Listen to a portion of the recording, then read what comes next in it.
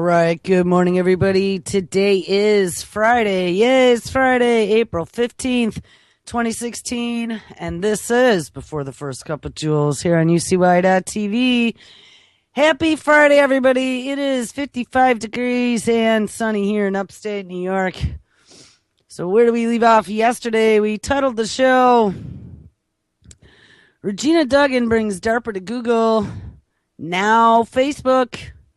We looked at Regina Duggan, who's one of what I call the unholy trinity between DARPA, Google, and Kurzweil, and how Regina Duggan has now moved over from her position at Google. She was in the ATAP division, developing moonshots, doing mobiles and wearables and battlefield mobile stuff. Who knows actually what she was doing.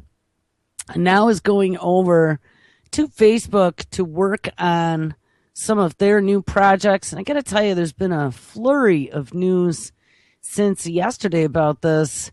And what's absolutely amazing is that they think it's funny to put, Facebook is taking over the world in the title on some of these articles, like it's a joke, just like Google was taking over the world. But it's the people they put into place and the technologies they're working on. We read yesterday that Zuckerberg is really going to push now this 3D virtual reality. That's one of the things that Regina Duggan is supposed to work on, as well as this artificial intelligence. And those are two things that she's had a lot of experience with. I mentioned this yesterday, but I thought this was interesting. Just like when the brain implants first were ready for prime time after DARPA had been working on it and sprinkling all their venture funding capital at the universities that were working on making the stretchable electronics. They had to get that into the public eye, and so National Geographic did live brain surgery, implanting a chip to help some poor patient with Parkinson's disease. It was the same exact technology they were working with to help control PTSD and things in soldiers. Well, I see a story. This is from the 13th, so 2 days ago. Now we have everybody, Microsoft and Facebook included, launching their own version of 3D goggles. We have that VR Porn Hub released all the free VR porn. Well, now we have watch the world's first 360-degree VR surgery live on Thursdays. This must have been yesterday. Wonder how the surgery went. Hope the guy made it. And this 360-degree VR, guess what? Was that not what we were just reading about with Zuckerberg and some of the new technologies that they just rolled out at that Facebook 8 conference or whatever it was called that was going on this week? Let's see. It says you can watch it free. Mr. Shafi, so this is the story. VR operations. It's all about stitch them up, not shoot them up. So is this supposed to be normalizing with reality TV that VR goggles and brain surgery are normal, and this is like the way of the future? Because this is what they're really pushing. They want you to see it in action. How wonderful it is. Mr. Shaif Ahmed, consultant general, colorectal and laparoscopic surgery at Bart's NHS Trust, was in the news for bringing his craft a good deal closer to the gaze of his medical students by donning his Google glasses. Oh, he removed tumors from the liver and the bowel of a 78-year-old British man, and he allowed 13,000 trainees and clinicians to witness a surgeon's eye view of the procedure as it happened. Now the streaming surgeon is going live again. So that first time was in 2014. This must just be the way they decided to put it out there in front of everybody. And then you can't say you never saw it. The Royal London Hospital's operating theatre with the surgery at center stage will be available for all to see live in virtual reality at lunchtime on Thursday, April 14th. So like I said, it was yesterday. On the day, anyone with compatible iOS or Android mobile or a tablet will be able to immerse themselves in the cut and thrust of 21st century surgery. I'm surprised they didn't have nanobots involved. The streaming content isn't exclusive to the app and will be available to view directly from the website of Medical Realities, the company that is driving this unique event. Yeah, and hear the name of that, Medical Realities. So reality TV for medicine. If the 360-degree demo footage is anything to go by, then it was going to be quite an eyeful. Audio and video will be captured using a Madi Vision system. Surprised that they didn't have an Oculus Rift logo on it. Zuckerberg missed a big advertising opportunity. Madi Vision is better known for delivering immersive entertainment from live concerts. And this is some of the stuff that I was telling you about. Keep your eyes open because this is all coming in 2016. Madi Vision is better known for delivering immersive entertainment from live concerts, and its clients include Guns N' Roses, Axeman, Slash, British rock group Muse, Samsung for its S7 launch, and indeed, this sort of content goes down a treat with Samsung Gear VR goggles. Now, Samsung, interesting that it's Samsung. Samsung Gear VR goggles. Talked about Samsung. They have a lot of connections to our military technical complex. Samsung has their own military division. We found out that they had been working with Regina Duggan on some of her mobile stuff back at DARPA. Interesting that they are rolling out these VR goggles. Samsung is also the one that has that big robotics factory in South Korea that's building all of the automation robots for Chinese factories to put Chinese workers out of jobs. So, yeah, it makes a lot of sense. And Samsung have been working on a lot of the smart appliances and some of the Internet of Things stuff with Eric Schmidt and Google as well. Anyway, for a live gig setup, Metavision typically operates 3 of its cameras, and then there might be a couple used during the surgery, but apparently only one will be viewable during the streaming. Medical Realities is a collaborative venture that was founded in London by Shafi Ahmed and AR/VR evangelist Steve Dan, and draws upon a mix of clinical, educational, and CGI authoring talent. What on earth is CGI authoring talent? The company hasn't always relied on Metavision cameras and has produced its own 360-degree surgical content, which was captured with a rig using GoPro cameras in the operating room. The main difference here being that stitching wasn't performed in real time. There are several examples of this work on Medical Reality's YouTube channel, and you don't need the VR OR app to view this content. While these videos capture the operating theater environment, there is a fair bit of burnout in the area where the surgery takes place, but you can still make out what's going on by turning to view the monitor. Well, I don't want to hear details. I wanted to hear and this just goes on and on. Blood and guts. The cut and thrust of online surgery. What on earth? I could see maybe for a medical student, you could attend some sort of rare operation or whatever that they were doing and see exactly what they are working on. But this is just beyond insane. And of course, you know that what they're trying to do. And here, I see it right here. My view is that if you want technology to be a part of healthcare, you make that change yourself. You control it and you show it which way to go. And that's really what it is. We know that healthcare is one of the big pushes for this mad science gone mad technology we talk about every day. The medical industrial complex and this closing in of the top of the bag as they bag and tag every cell in our bodies, as they swab DNA, and they work on the genome, and they splice and dice and mix them in the lab to see what kind of chimeras they can come up with and what kind of organs they can grow or 3D print to then transplant using VR goggles and stream live over reality TV. It's just beyond insane, but it wants you to see the wonders, to buy in. You could be the next star. You could be the next reality healthcare TV star. We'll even give you your operation for half price if you go on live TV. I don't know. Having had separate meetings with Apple, Google, and Microsoft, Ahmed declares that while these companies have the technology, they need input from the people such as healthcare professionals to show what can be done with it.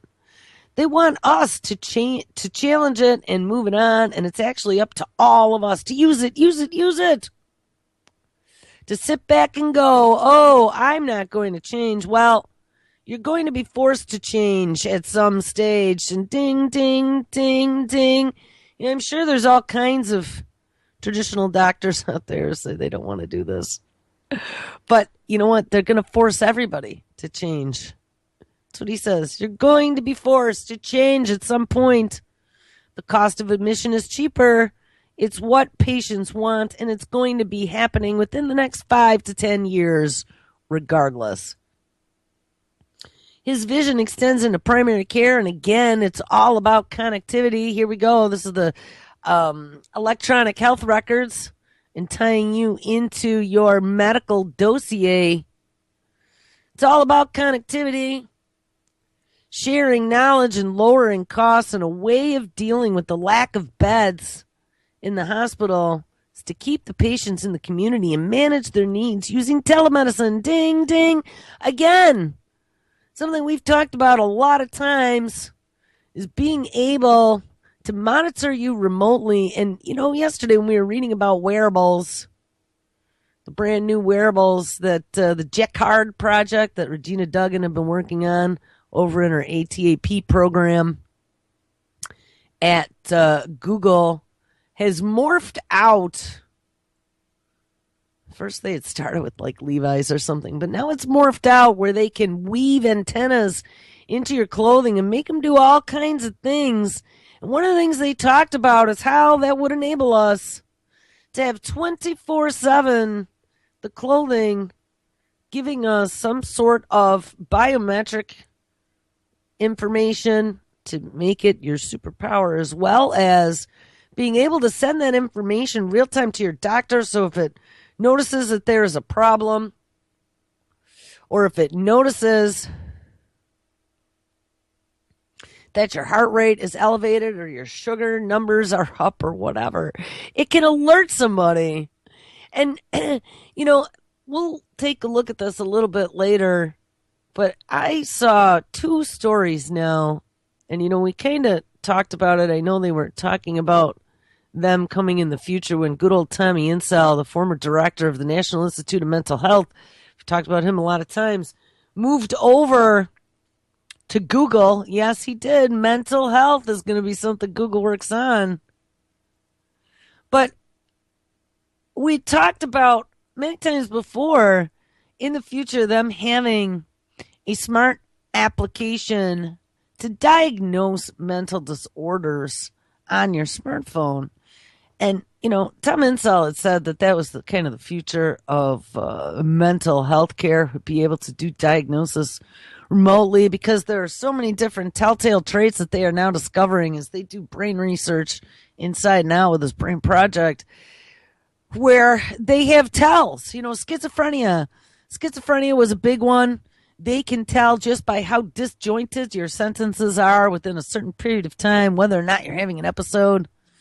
I saw a new one yesterday. Now they can diagnose you with depression, but even before you know you're depressed, because not only is your smart device, whether it be your phone or your clothing or whatever you have now is the Internet of Things that's bagging, tagging, and tracking you, they could tell as they watch your patterns whether or not you're deviating from those patterns.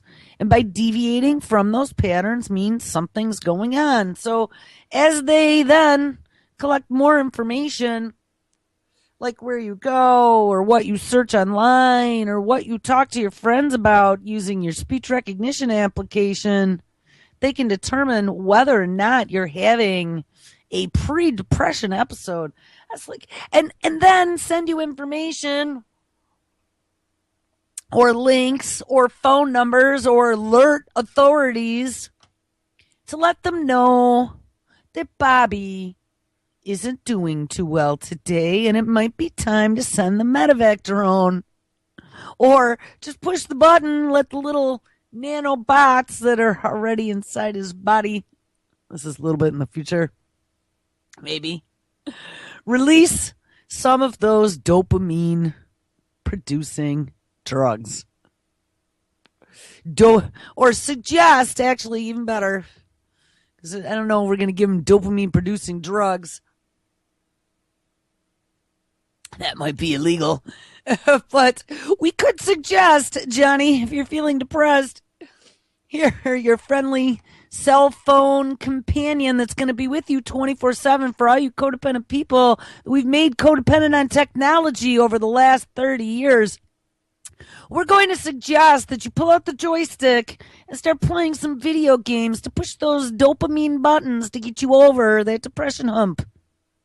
Johnny and Bobby and both of you on the couch now. I mean, I see that happening. Like you said, I saw a story yesterday talking about something very similar to that. Maybe they weren't telling you to go sit on the couch, but they were already talking about them knowing that you're having an episode long before you do. All right, let's finish up with these VR telemedicine goggles. So yes, telemedicine, being able to bag and tag you and send your information to your doctor and monitor you at all times. Your Fitbit isn't going to be the only thing anymore. It's going to be right in your clothes. Of course, also the one thing I wanted to mention while we were reading about the wearables yesterday, being able to monitor you real time. An announcement came out at the very bottom from Ashton Carter, Secretary of the Department of Defense, saying that they were just so excited about this. This is one of their big projects, and this new institute, the Advanced Functional Fabrics of America, is working together with 50 universities and industrial partners, as well as the Department of Defense. So, I mean, it came right out of DARPA. There is no doubt about that. And good old Regina Duggan was the dotted line that connected that to everything. All right, anyway, back to these VR goggles and telemedicine. Ahmed has been working with Advanced Medical Applications, which is an Ubisoft company whose expert eye mobile systems has found uses in advising paramedics on the scene of emergencies, as well as less critical outpatient monitoring.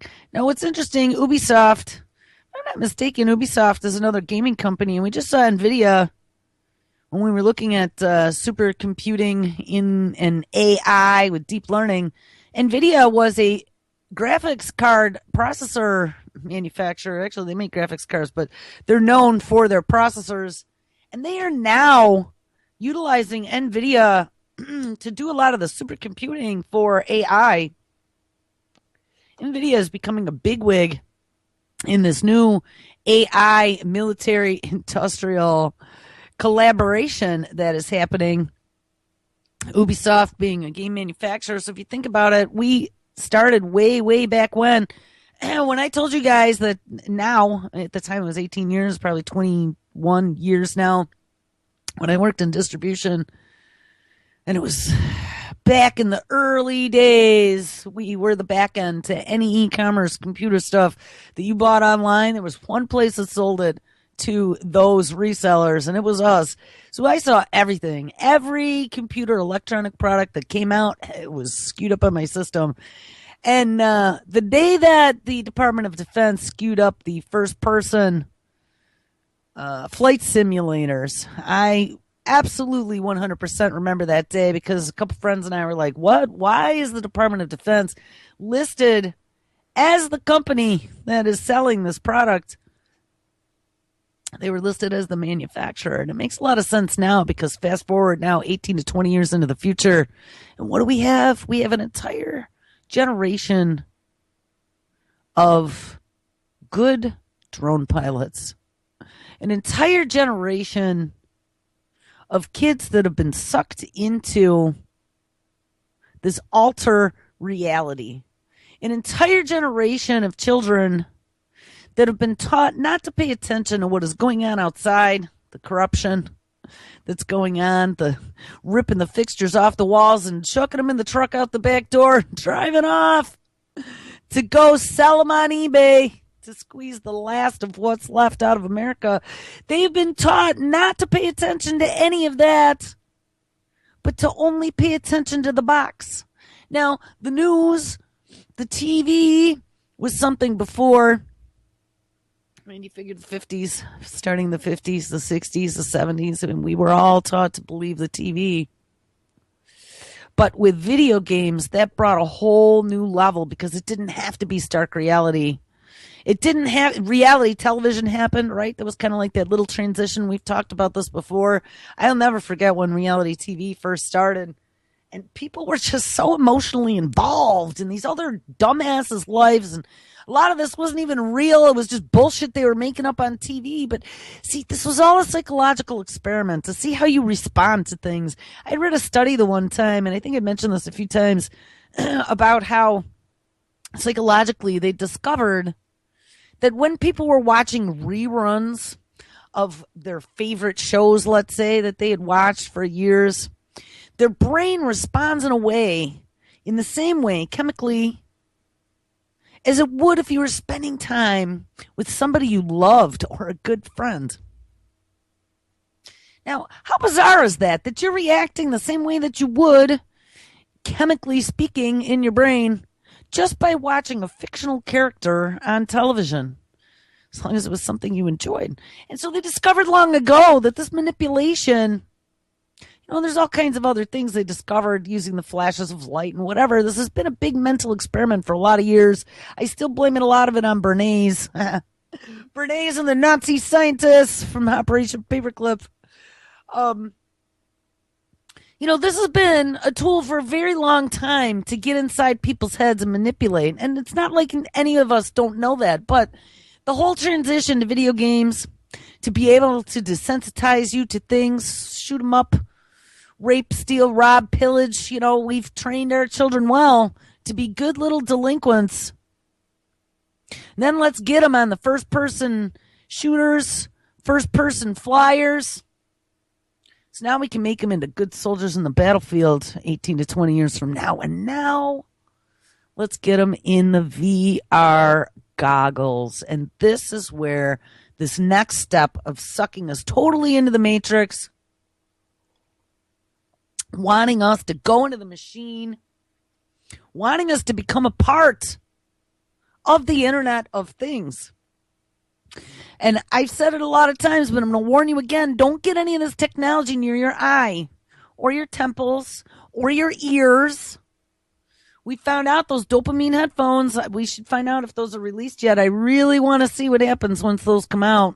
Those dopamine headphones that are being released this month use a little bit of electrical stimulation right next to your ear to stimulate the vagus nerve to start producing dopamine in your brain. I mean, it doesn't need to be an electrode implanted into your skull for them to be able to start manipulating brain chemicals. We also saw yesterday that with some of this mind control, being able to mind control devices, because they're working on that, of course, again, soldiers coming back from Afghanistan, paralyzed or brain injured. They started with the brain implants. And now they've come up with a way to be able to capture your brain waves and have you control devices. Ironically enough, the video that Pigmine posted a couple days ago about how they've perfected now this new technology for mind control electronics was showing a paralyzed gentleman, and I don't know if he was a veteran or not. I'm assuming he was, but I saw another one about a guy who had an accident on the beach, so I don't know if that was the same guy or not, or if he was a vet. But regardless, I mean, I've seen so much research over the last few years of them with the brain implant and this mind control of electronic devices. I mean, this is the next step of them being able to merge us into the machine. And it's all done in the name of helping those poor people with issues. You know, we have to make sure we help them so they can create music. I saw another guy, paralyzed guy, now play his guitar with his mind. And my cousin is paralyzed from the waist down, you know what, since we were kids. So I totally understand. I mean, it's a wonderful thing. If you haven't walked in 30 years, you know, that's the one thing that you want to do. But on the other hand, just be careful not to let it pull your heartstrings, for you to say this is such great technology that I'm going to step right up and get it myself to augment myself or whatever, because there are nefarious reasons that this is being done. This isn't being done to help you or me or the poor people who have all these problems because they're just such wonderful people. Just like yesterday, or 2 days ago, GlaxoSmithKline getting rid of all their patents in poor nations on drugs so they can produce cheap generic drugs isn't all about because GlaxoSmithKline wants to be philanthropic to the poor third world nations. You know, I'm sure that because the biologics, some of the new stuff is the hot new thing, and those are going to keep the patents. I'm sure some of this other stuff is going to be used for guinea pig trials of some kind. Who knows? You know, the swallowable, a little electronic chip inside the pill. You know, that was another thing. The swallowable doctor and being able to bag, tag, and track. Who's to say they're not going to put some sort of nano in these new generic drugs that they're going to give to all these third world nations at low cost? You know, you don't know what they're going to do, but be careful what is given away for free or is given away at a discount, especially if it was very expensive in the past or only available to a few select in the labs, a few select who were desperate and dying. Because a lot of time it's because they're expanding the human trials, except you don't know it's a human trial because the 21st Century CARES Act, I mean, God forbid, that FDA, pesky FDA, is holding back all this great new technology because, damn them, they want to assess it for safety. You know what? There's people dying, for God's sake. You know, that's what the senator said at one time on this video we watched where they're pushing this 21st Century CARES Act that's sitting now in front of Congress. Damn the FDA. The FDA was standing in the way of medical innovation, and there's people who could use this stuff right now. So, hey, let's screw the testing. Let's screw the safety testing. Let's get it into clinical trials. And then let's do a case study. Because you know what? If you're dead and dying, and I mean, I can kind of see it. Absolutely.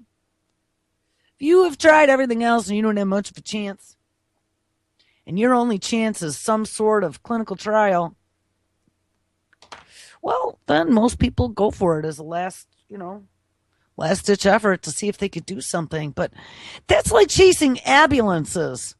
Okay, there's ethical and moral issues, at least from my perspective there. I mean, if I'm developing a technology that I'm going to make bazillions of dollars of profit on, and especially a technology that was paid for with DARPA sprinkled tax dollars at universities and developed in a mad science lab and then rolled out, oh, look how happy and friendly in some new startup company that the scientists created, some new startup shell. And now they need to show proof of concept. That's what they call it. Do a case study and do some nice glossy photos. Do some, hey, live VR surgery. Look at these nice close-up photos. That's how they sell it. Then they put it in a nice advertising package, play the commercials on TV, direct to consumer. And now you can have your own cure for toenail fungus with the touch of a button. I don't know. It just, when you look at the whole big ugly picture, the way the mad science is going to meet consumeristic society and opening your arms to inviting in the machine, because it's playing on our instant gratification, narcissistic society the technology has created. It's going to make you younger. It's going to make you live forever. Something all the tech titans are funding and working on. Longevity projects everywhere. I was just reading something about Kurzweil. I went down a few paths yesterday after the show, and says he takes some crazy cocktail every day of like 110 or 130 vitamins or something to try and stay young. That's insane. I don't know. I used to go on my kick, and I have to say I did feel a lot better back when I was doing my vitamin regimen. I did probably about 20 a day. But I got to tell you, after swallowing 20 vitamins, it really sucked and it was hard. And doing that on a daily basis, I don't know, it got old after a while. Anyway, let's finish this story about these Ubisoft. Is this Ubisoft? Ubisoft. Ahmed, this is the surgeon, has been working with American Medical Applications, an Ubisoft company whose Expert Eye mobile system has found uses in advising paramedics on the scene of emergencies, as well as less critical outpatient monitoring, like at your home where they're bagging and tagging you, or at some little remote clinic. It's all the wonders of telemedicine. In the community, you put the glasses on a district nurse or on a physician, and they look at the condition, and then they can type and communicate with a whole load of specialists in the hospital, chat with specialists, get some advice on dermatology, chronic wounds, or general management of the patients themselves. You can do it remotely instead of, say, admit to A&E or go to casualty to be admitted, waste a bed, and waste money. We can save, but not by compromising healthcare. Saving money and delivering on clinical needs for the patients in the UK, so the story is in the UK, is only a small part of the prize for Ahmed, as he envisages remote training and advice being available to developing countries where access to safe, affordable surgery and anesthesia is limited or non-existent. And, we talked about that a long time ago. That's one of the big things about telemedicine and third world nations. They want to get internet everywhere. Well, it'd be a good reason to get internet everywhere. And they even talk about it here. Look at the dark red, the areas that are poor and that don't have access to health care. We are penetrating the areas of concern just by using a smart device, a simple 3G connection and nothing else. So you can see the value of technology in the workplace. And imagine Google Loon. Yes, that was the internet balloons flying all over the continent of Africa, India. They're putting them everywhere they can where they don't have proper wiring, providing Wi-Fi access to remote parts of Africa, South America, and Asia. And suddenly now the world becomes a smaller place as we suck everybody else into the machine. And that's what we think about exponential medicine. And again, that exponential, that's what Kurzweil talks about. And that's one of the reasons why what is happening right now is so dangerous, because it's not happening on a linear timeline. This is happening exponentially. So an advance, just saw something the other day, and it said something in the past that had taken 25 years of progress for us to get there is now happening in less than 2 years. It's about to get faster.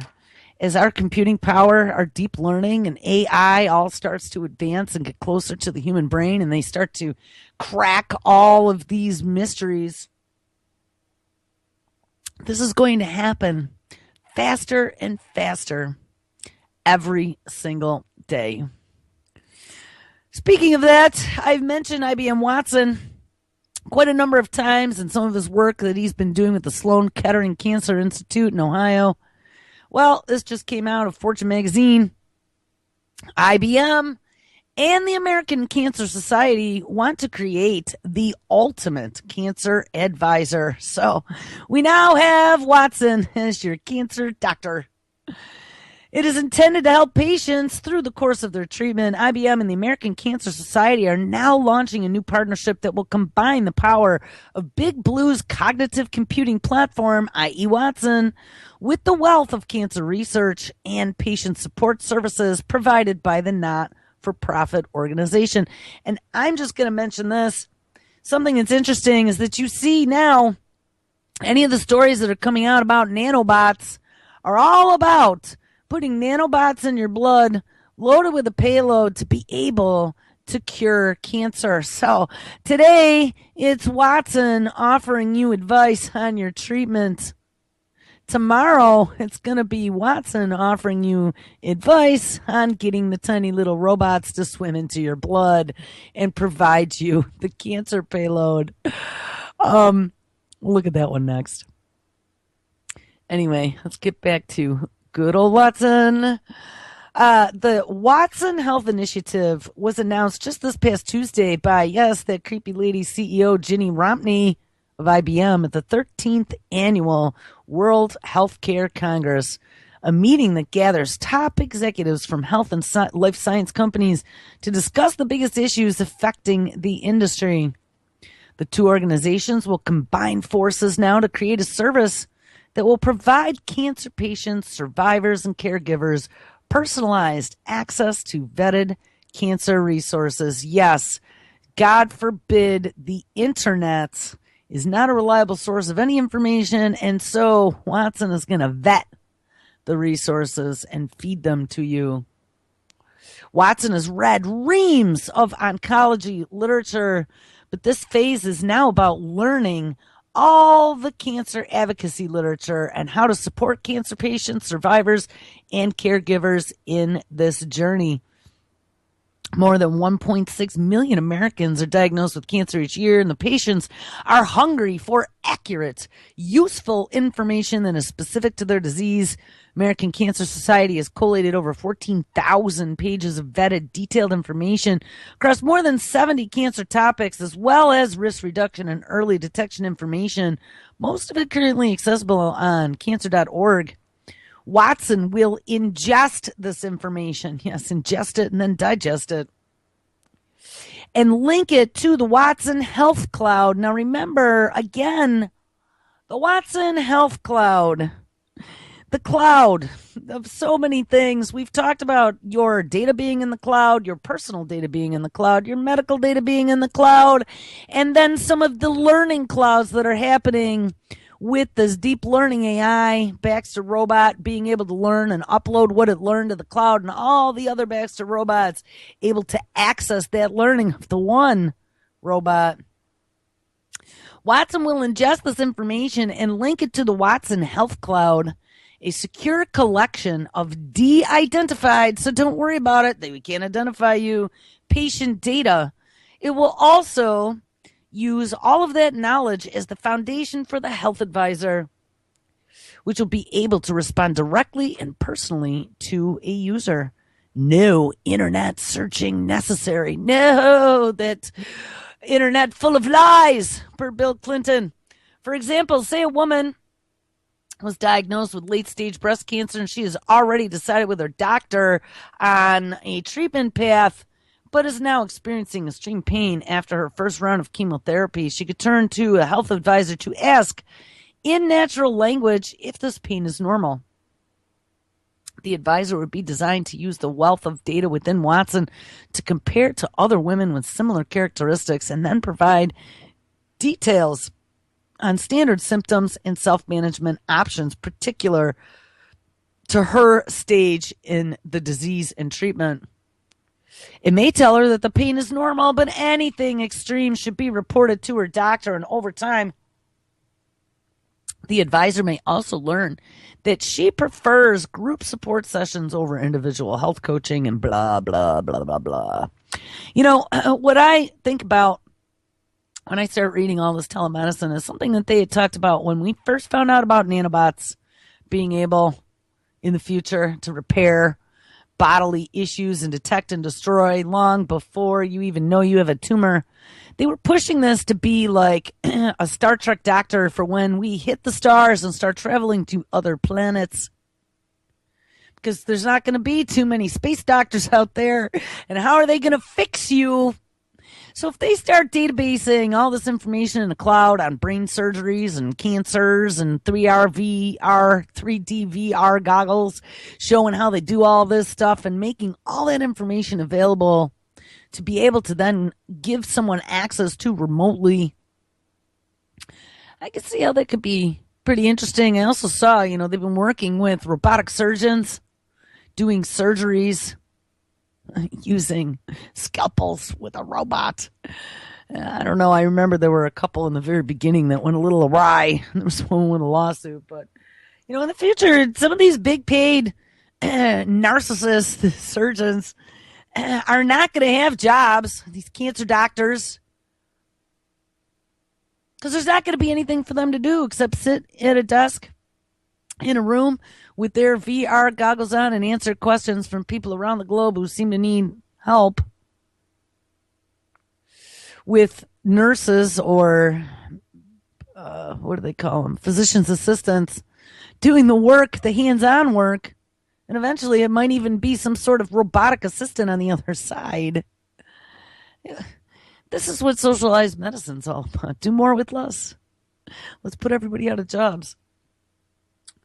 It says, by pairing the patient-centric new advisor with the clinician-focused platform, IBM envisions a full-circle approach to cancer treatment. Watson technology would first help the doctor make a clinical treatment decision, and then the doctor can switch over to a healthcare advisor option to share information on localized cancer services like volunteer transportation options. Well, okay. Just keep your eye on that. Because Watson has been doing some back-end healthcare for a while now, and that Ginny, IBM CEO, has been talking about it for a long time. They partnered with that Under Armour underwear to be able to monitor your bio signs, your sweat, your heartbeat, do your Fitbit stuff, and eventually, they've already been talking about doing remote diagnostics, biosensing. That's a lot of stuff that's already out there. It's going to be real-time surveillance of you completely, all in the name of this medical, healthcare, industrial, military complex. These tiny robots swimming in your blood are going to save your life. Researchers have tricked cancer cells into eating balls full of poison, killing the cells and effectively treating breast cancer in a bunch of mice, says a new report in Journal published on March 14th. These little miracle balls are called, nanoparticles, and they could be the key to finding, diagnosing, and treating a number of illnesses in the future. Think of nanoparticles as little delivery trucks, and they can be loaded with almost anything from a medical lab, a medicine, a fluorescent agent, or in this case, a poison. Ding! But these delivery trucks are tiny. And actually, tiny isn't the right word. The screws on your glasses are tiny. The pebbles that get stuck in your shoes are tiny. A grain of sand is still tiny and 5,000 times bigger than the largest nanoparticle. Nanoparticles are small enough to breach the blood-brain barrier, which is the blockade in your head that keeps bacteria and little nanobots out of your brain, as well as other cellular refuse. And if you can move drugs through that blood-brain barrier, well, then you can treat a new host of diseases and do things in the brain. Nanomaterials help the delivery of drugs, says Tom Webster, president of the U.S. Society for Biomaterials and the chair of the Chemical Engineering Department of Northeastern University's College of Engineering, in a phone interview. If a pharmaceutical company has developed a drug to treat cancer, what we have done in the nanomaterial community is help carriers for that drug so it can target specific cells and then release that drug to the cell. Now, a few days ago, we looked at them not only creating new molecules with their 3D printer, but also 3D printing drugs. And they had talked about in the future being able to have little drug manufacturing plants in some sort of nanobot inside your body to be able to produce drugs on demand someday and deliver them to the site where they are required. I mean, this is beyond insanity. I just hope that either we get an EMP or I'm long gone before this stuff is like full frontal, because I don't want any part of this at all. And we looked yesterday as well at some of the research DARPA was doing. They had that A2P program, the atoms to product building from a nanoscale up until they created something like a real life replicator. And they had another program, I'm trying to remember what it was called, where they were creating an artificial immune system with the tips. I think they were little tippy tips. And what it did was it scanned your immune system and acted like a, here it is, co-evolving antiviral. It acted like T cells or white blood cells and a virus where it infected your cells, but it sat dormant until it found something that it didn't recognize, and then it mounted an attack.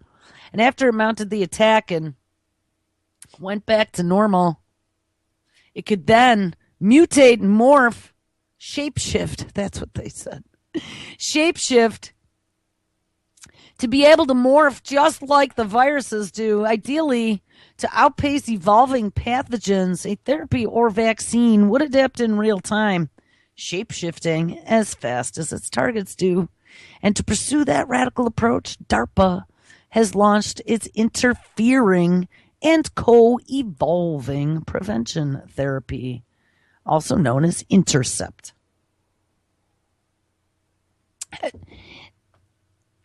Technology will be the doom of the human race. And people such as Stephen Hawking have been warning about that for a long time. Stephen Hawking came out the other day, and actually the killer robots thing was probably a few months ago.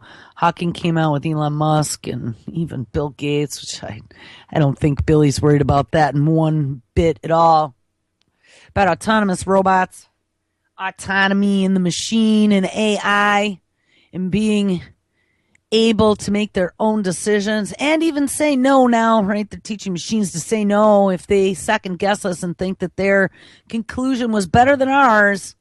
They're not going to follow our commands. Stephen Hawking warns humanity, leave Earth before the ruling class destroys it. And, he said we got at least another 100 years before we can get off this rock. And at the rate we're going, it's not going to turn out too well for us in the next 100 years. So we better slow down in what we're releasing and letting go so we don't screw it up before we get off this rock. This is out of Claire Burnesh's new publication, undergroundreporter.org.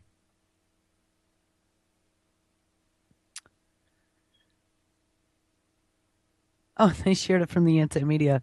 Humanity's future is in peril thanks to the so-called advancements in science and technology, claims Stephen Hawking, who of course cited nuclear war, global warming, and genetically modified viruses as deadly threats to our existence. And yeah, there's something else we looked at was the DIY gene editing kits, CRISPR technology, and mad science all over the globe. They're sending CRISPR out to whoever and anyone who wants it to be able to do DIY gene editing in their basement, garage, or parents' back room in New York City, no less.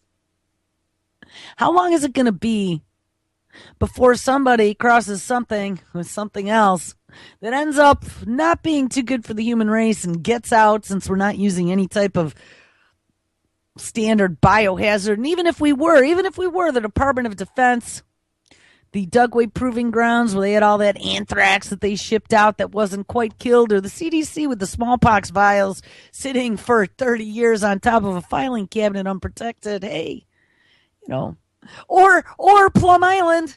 Plum Island that they're in the process of moving off the island off the mainland coast and putting it right into the heartlands in Manhattan, Kansas, in the middle of Tornado Alley. Yes, those pathogens. Don't worry about it. Hawkins described various things that could go wrong to an audience of hundreds attending his first series of BBC Right lectures, which pertained to research about black holes. He asserted the necessary for colonization on other planets to ensure the survival of the human species. According to the BBC, Hawkins cautioned that although the chance of a disaster to planet Earth in a given year might be quite low, it adds up over time and becomes a near certainty in the next 1,000 or 10,000 years. But by that time, we should have spread out into space and 2 other stars, so a disaster on Earth would not mean the end of the human race. However, we will not establish self-sustaining colonies in space, at least for the next 100 years, so we better be very careful in this period. And, they are working. I just saw recently that the United States has announced that they are discontinuing their support for the International Space Station. And they're going to start dedicating their resources toward creating a moon base as a jump point to creating some sort of colonization on Mars. But I still ask why, since 1967, we started going into space, why there is no Disney World on the moon yet. Because, if you look at the way the United States is, you look at the way we commercialize everything and spend money. If all that were really true, if we had really done all this and space flight wasn't just something that was done on TV to make us look like we were the world's superpowers, I think that we would have already been doing trips to the moon. They talked about the Playboy Mansion in space. I saw that part of this, whose rocket was it? Was it Elon Musk's SpaceX rocket that just took off this past week? Delivered not only supplies to the International Space Station, but also an inflatable hotel that they attach to the side of the International Space Station. And at some point in the future, people can be able to go up and visit. How insane is that? So, we commercialize and cannibalize everything. And I don't know, 100 years to get off this rock seems kind of slow considering it's not that far away. Anyway, it would seem counterproductive for such a well-respected scientist to decry scientific progress as humanity's most existential threat. But this isn't the first time Hawking has advised us to exercise caution.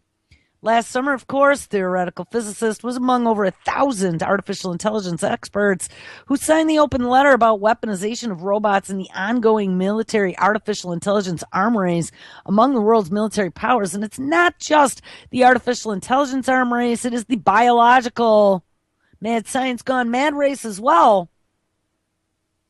In October of last year, Hawking warned scientists at the European Center for Nuclear Research, i.e. CERN, about the potential for the Higgs boson God particle to also initiate catastrophic vacuum decay. Yeah, CERN's another one of those mad science projects since 2008, I believe. Ever since the world started to go completely insane and they fired that puppy up. He warned about the Higgs boson God particle to initiate catastrophic vacuum decay, the formation of a quantum bubble that expands at the speed of light, and it could decimate our entire universe.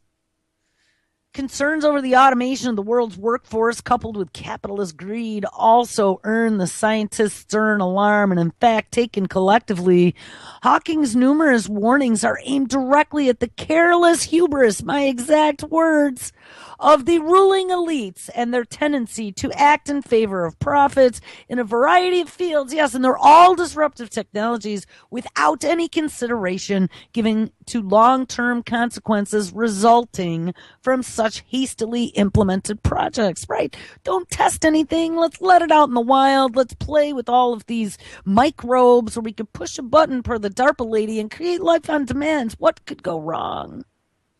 In fact, despite numerous cautionary scenarios Hawking has proffered, he claims society will likely discover a means to cope. Yeah. We're not going to stop making progress or even reverse it. So get off it, Jules, because you're not changing anything, apparently. So we have to recognize what the dangers are and control them. He says, I am an optimist, but it is important to ensure that these changes are headed in the right direction. And in a democratic society, this means that everyone needs to have a basic understanding of science to make informed decisions about the future. And that's the problem. There is no informed consent because they're just selling it to you. But they're not talking about all the things, all the dangers that you're putting yourself in the way of by being a guinea pig. All right, I guess.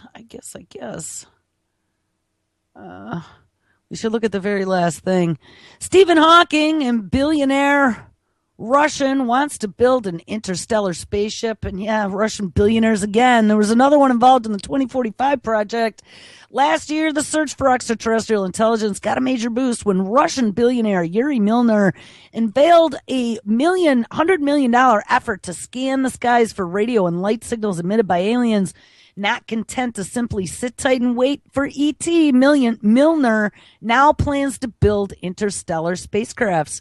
And in a joint announcement at the One World Observatory in New York City today, and this was just a few days ago, Milner and Stephen Hawking have now unveiled a breakthrough starshot, a $100 million research and engineering program seeking to lay the foundations for an eventual interstellar voyage. The very first craft can travel at relativistic speeds. The program involves building light-propelled nanocrafts that can reach up to 20% the speed of light, and the robotic spacecrafts would pass Pluto in 3 days and reach our neighboring star system, Alpha Centauri, in just 20 years. So here we go, guys. Stephen Hawking is telling us we better start getting off this rock jack because shit is getting bad. All right, guys, make sure you stick around. It is Friday. Lonnie Clark is live up next.